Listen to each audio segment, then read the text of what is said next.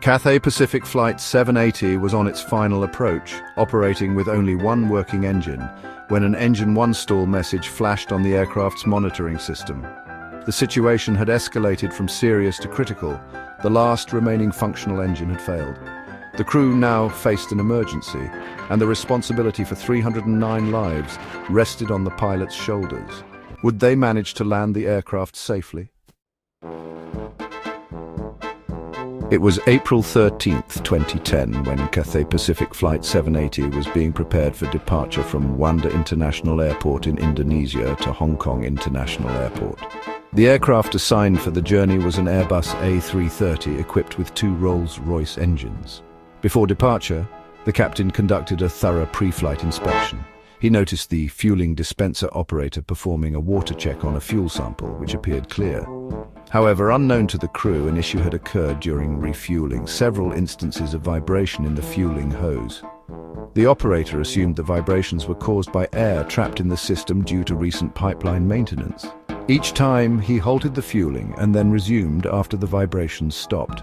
What no one realized was that these vibrations were a sign of a much more severe issue. The fuel supply had been contaminated with salt water, which degraded the polymer filters designed to remove water from the fuel. When these filters broke down, they released small particles into the fuel system. These tiny particles, undetectable at the time, would later become a major hazard during the flight. The aircraft had 10,000 kilograms of fuel from a previous flight, and an additional 24,400 kilograms was loaded before takeoff. The captain, Malcolm Waters, and First Officer David Hayhoe were experienced pilots. Waters, 35, had 7,000 flight hours, 2,500 of which were on the A330. Hayhoe, 37, had over 4,000 hours, including 1,000 on the A330, with prior experience in the Australian Air Force. At 10:48 a.m., the aircraft took off from Juanda Airport. Shortly after, the pilots noticed abnormal fluctuations in the engine pressure ratio, particularly in engine number 2. The EPR is a key measure of an engine's efficiency, and instability in these readings was an early indication of a developing problem. As the aircraft climbed to its cruising altitude of 39,000 feet, the onboard monitoring system displayed a warning indicating a control system fault in engine 2. The pilots contacted maintenance control and were advised to observe how the engines responded to throttle adjustments. Though the fluctuations persisted, other parameters appeared normal, so they decided to continue to Hong Kong. After 2 hours in flight, the problem worsened. As the aircraft began descending, another warning appeared, advising the pilots to avoid rapid thrust changes. The crew again consulted maintenance control, who suggested that the EPR fluctuations in Engine 1 might be the flight computer adjusting for Engine 2's irregularities. The plan was to monitor the situation closely and follow emergency procedures if necessary. Then, about 23 kilometers southeast of Hong Kong International Airport, disaster struck. The captain heard a faint pop, followed by a sharp burning smell. Within seconds, multiple warning messages appeared, indicating an engine stall in Engine 1. The aircraft had just lost its last functional engine. With no reliable power, the plane had effectively turned into a glider. The crew immediately declared a mayday, informing Hong Kong Air Traffic Control of the emergency. They were cleared to descend to 3,000 feet. The captain disengaged autopilot and took manual control of the aircraft while the first officer monitored instruments. They attempted to restore some thrust by adjusting the throttle, but there was no response. The aircraft was rapidly losing altitude. The root cause of the failure was later determined to be contamination from the degraded fuel filters. The small particles clogged the main metering valve responsible for regulating fuel flow. This prevented proper engine function and left the aircraft with minimal control over power.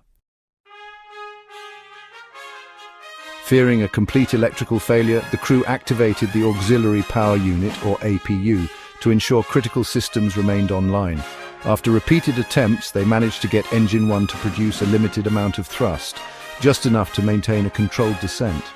Air traffic control gave the pilots priority landing clearance, and emergency response teams were placed on standby. The crew prepared the passengers for landing and advised them to remain seated and follow instructions. Due to the limited control over engine power, the aircraft was approaching much faster than usual. Typically, an A330 lands at around 140 knots, but Flight 780 was still moving at 230 knots, nearly 100 knots too fast. Despite deploying speed brakes and extending the landing gear early, the speed remained dangerously high. To gain more time for slowing down, the pilots executed a series of shallow turns before lining up with the runway. ATC cleared them to land on runway 07 left, reporting surface winds of 13 knots. As they descended through 900 feet, an overspeed warning sounded in the cockpit. The aircraft's computer system did not recognize the landing attempt, triggering a terrain ahead pull-up warning. The pilots overrode the alerts, knowing that their only option was to proceed. At an alarming speed, the Airbus touched down. The right main landing gear bounced briefly before settling.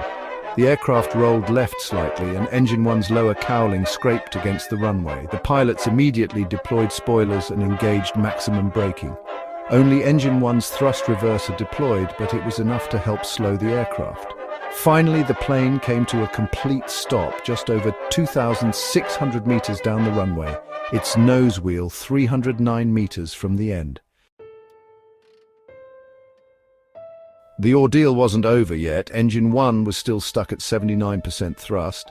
The captain shut it down manually, but brake temperatures had reached 995 degrees Celsius, raising concerns of a fire. ATC confirmed seeing smoke, prompting the captain to order an emergency evacuation.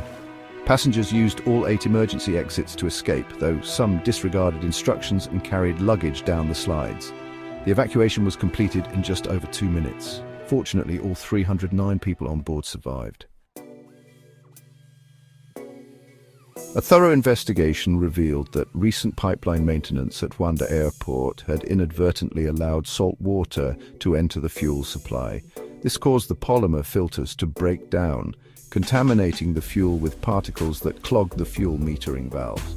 These clogged valves prevented the engines from responding to thrust commands, leading to the power loss. Despite the critical failures, the skilled actions of the flight crew prevented a catastrophe. Their ability to remain calm under pressure, troubleshoot engine failures, and execute a high-speed landing saved everyone on board. The incident led to improvements in fuel quality monitoring and revised maintenance procedures to prevent similar failures in the future.